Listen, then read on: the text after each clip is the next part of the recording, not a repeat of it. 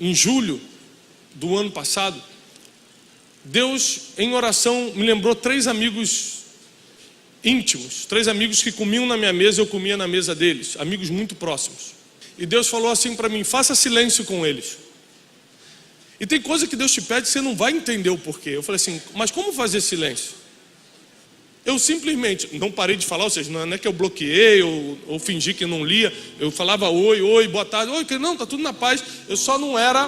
Eu não fazia o estardalhaço. Ah, amigão.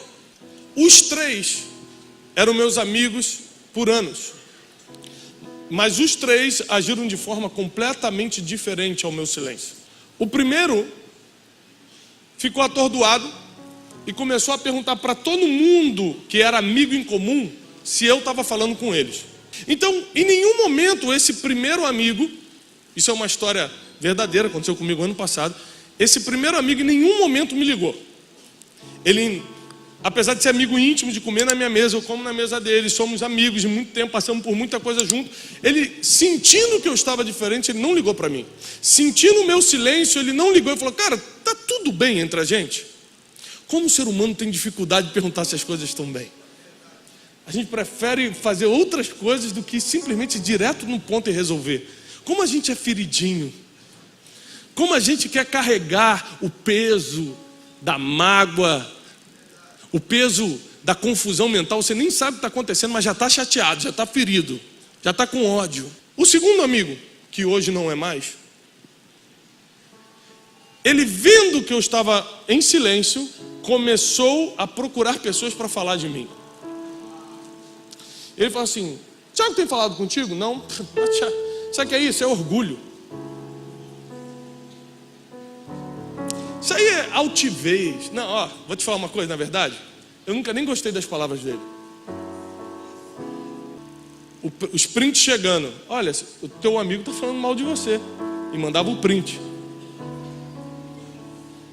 Então um fica inerte, não liga para mim, mas procura saber como eu estou pelas pessoas em volta.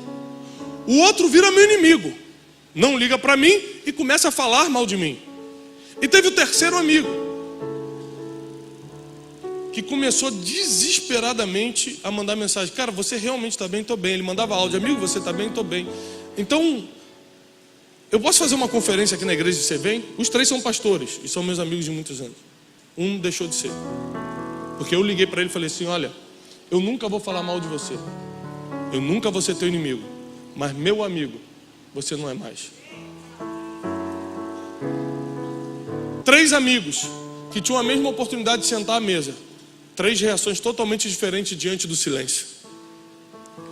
Um ficou inerte, um virou inimigo e começou a falar mal, o outro se aproximou muito mais. 2 meses depois, foram 4 meses total, 2 meses depois da conferência, eu liguei para cada um para dar o relatório. Um para desfazer a amizade, obrigado, mas o silêncio revelou quem era você. O outro para me tornar ainda mais amigo, obrigado, o silêncio revelou que você é meu amigo. E o outro para falar: olha, você tem coisas para consertar, mas vamos continuar amigos. Você ficou inerte em cima do muro, você podia ter me ligado. Porque tem gente que precisa só de uma instrução para melhorar. Tem gente que não dá para continuar junto. Você precisa aprender isso. E eu falei assim: Deus, eu perdi um amigo por causa desse silêncio. E Deus falou: não, ele nunca foi teu amigo. E eu falei assim: por que tu me pediste isso, Senhor? Deus falou assim: para você entender como eu conheço as pessoas quando paro de falar com elas.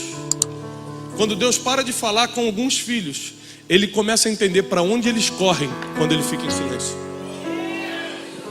Quando Deus para e não te responde, quando Deus para de falar por um tempo, quando Deus fica em silêncio, provavelmente a primeira coisa que Ele está provocando em você é a autoanálise. O que eu fiz?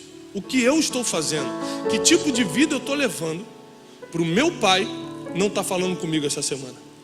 Jesus levantou os olhos para o céu e disse: Pai, graças te dou, porque sempre me... Deus ouve sempre, mas nem sempre responde. Te ouvir, Ele está ouvindo sempre, mas te ouvir não quer dizer que Ele vai responder. O silêncio é uma das maiores armas divinas para te preparar para o próximo nível. O silêncio de Deus não é um castigo, é uma preparação para a próxima fase. Jesus estava na cruz. No pior momento da vida dele, com cravos nas mãos e nos pés. Ele tinha obedecido em tudo. Ele fez tudo certo. No momento que ele mais precisou, que ele gritou: Eli, Eli, lama sabachthani, Senhor, Senhor, por que você me desamparou? Eu fiz tudo certo. Eu resisti à tentação de 40 dias no deserto. Eu treinei aqueles 12 homens. Tudo que você me pediu eu fiz. Eu fui fiel até a cruz. Eu estou na cruz. Cadê você? Porque eu não escuto a sua voz. E Jesus morreu sem escutar a voz de Deus. Jesus na cruz, falando em aramaico: por que você está me desamparando? Na língua que eles se entendiam: por que você está fazendo isso? Deus ainda assim não se comoveu. Falou: calma, filho, vai tudo melhorar. Não falou nada, ficou em silêncio. Porque o silêncio é a última etapa antes do maior cumprimento da tua vida, do maior propósito da tua vida, antes da grande realização da tua vida. Foi a morte e a ressurreição de Cristo que fez com que hoje tivéssemos vida. Existem coisas que Deus vai fazer silêncio contigo só para saber o que você vai decidir com o teu livre-arbítrio. Deus não é técnico de futebol para ficar lá, vai, você consegue, vai. A gente confunde Deus, a gente reduz Deus. A gente tenta botar Deus dentro da nossa caixinha. Deus está muito fora da caixinha. Ele está muito fora do nosso padrão humano de pensamento.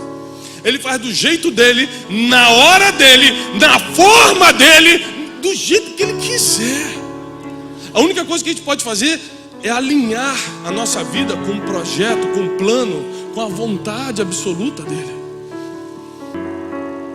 Tem gente que, se Deus ficar sem te dar um sinal um mês, você já quer saber: eu vou mudar de emprego, eu vou mudar de igreja. Aí você fica igual um peru tonto, de um lado para o outro, não sabe para onde vai, porque não tem direção, não sabe quem é, não tem propósito, e pior, não confia no Deus que você serve aqui aos domingos. Quantos filhos de Deus estão agindo, dando as costas para Deus, fugindo de Deus, falando mal de Deus?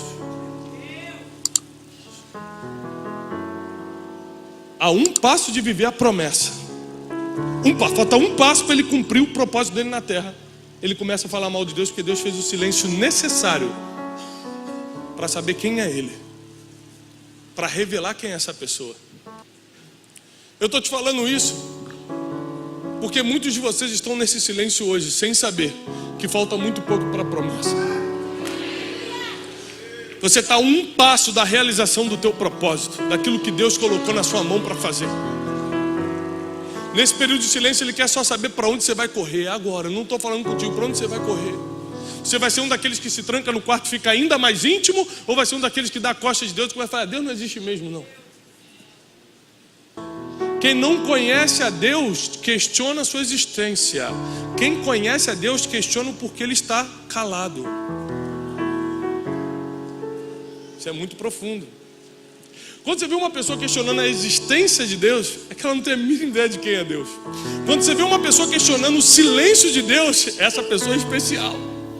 Bota os olhos nessa pessoa. Coloca a sua atenção nas pessoas e fala: pastor, Deus parou de falar comigo. Coloca os teus olhos nela. Porque quando Deus voltar a falar, já vai ser para colocar num outro nível. Já vai ser para colocar numa outra fase. O que você está passando não é um castigo de Deus, é a preparação para onde Ele quer te levar nos próximos dias. Tem pessoas aqui que não têm a mínima ideia, porque nem olhos viram, nem ouvidos ouviram, nem jamais penetrou no coração do ser humano o que Deus tem preparado para aqueles que o amam.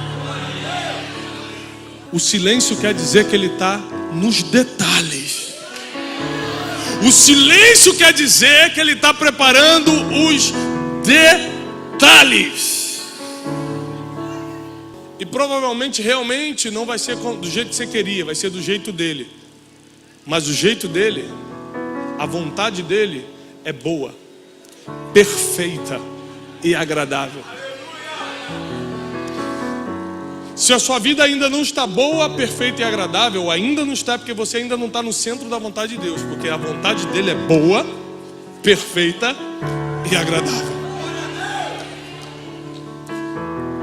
Perfeito não é ter o que o outro tem, perfeito é estar contente com o que ele te deu. O silêncio revela o seu nível emocional.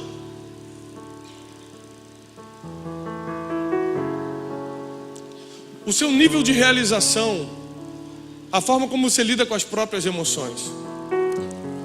E quanto menos você estiver trabalhando no teu propósito, quanto mais longe você estiver do teu propósito, mais com raiva você vai ficar quando Deus fizer silêncio. Forte. O silêncio então te leva à autorreflexão. O silêncio revela para onde você vai correr. E o silêncio revela o nível da tua inteligência emocional. Por isso eu reforço, o silêncio de Deus não é um castigo, é um teste para o próximo nível. Às vezes o silêncio de Deus vai fazer com que você mude a roda de amigos, porque a roda que você está foi legal até aqui, para o próximo nível tem que ser outro tipo de amigo. Às vezes o silêncio de Deus vai fazer você mudar a sua perspectiva de futuro. Você achava que o que você está fazendo estava ótimo, mas o silêncio de Deus revelou que tem mais pela frente. Você precisa se preparar mais, estudar mais, ler mais, andar com pessoas que vão te levar para esse mais de Deus. Lembre-se que Jesus morre no silêncio de Deus e por 3 dias nada acontece.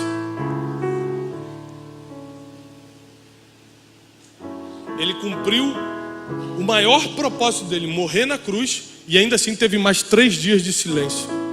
O tempo é de Deus, não é no teu tempo.